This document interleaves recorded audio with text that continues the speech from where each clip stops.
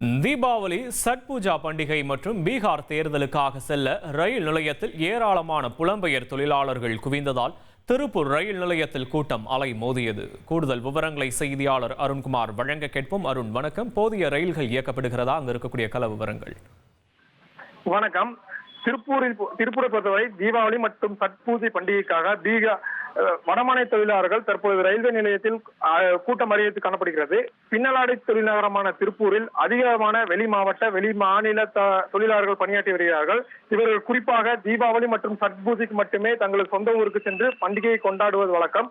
இந்த நிலையில் நடப்பாண்டில் பெரும்பாலான பின்னலாடை நிறுவனங்களில் இன்று தீபாவளி போனஸ் வழங்கப்பட்டுள்ள நிலையில் பண்டிகையை கொண்டாடுவதற்காகவும் அடுத்த மாதம் துவக்கத்தில் வர உள்ள பீகார் தேர்தலுக்காகவும் தங்கள் சொந்த ஊருக்கு செல்ல தொழிலாளர்கள் முனைப்பு காட்டி வருகிறார்கள். இதனால் ரயில்வே நிலையத்தில் ஏராளமான புலம்பெயர் தொழிலாளர்கள் குவிந்து வருகிறார்கள்.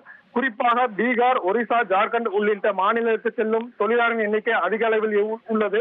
கேரள மாநிலம் எர்ணாகுளத்தில் இருந்து ஜார்க்கண்ட் மாநிலம் வரை செல்லும் டாடா நகர் ரயிலில் செல்வதற்கு திருப்பூர் ரயில்வே நிலையத்தில் அதிகப்படியான வடமாநில தொழிலாளர்கள் குவிந்து வருகிறார்கள்.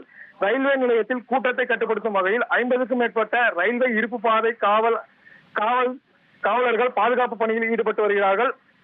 மேலும் பயணிகளை முறைப்படுத்துவதும் மேலும் பயணிகளின் டிக்கெட்டுகளை பரிசோதனை செய்வதற்கு கூடுதலாக டிக்கெட் பரிசோதகர்களும் பணியில் ஈடுபட்டு வருகிறார்கள். தொடர்ந்து போலீசார் பாதுகாப்பு பணியில் ஈடுபட்டு வருகிறார்கள். மேலும் பண்டிகை காலம் என்பதால் சிறப்பு ரயில்களும் இயக்கப்பட்டு வருகிறது. விவரங்களுக்கு நன்றி அருண்குமார். இனி செல்லும் இடமெல்லாம் செய்தி. தந்தி டிவியின் வாட்ஸ்அப் சேனலை ஃபாலோ பண்ணினா செல்ல இருக்கும் இடமெல்லாம் செய்தி.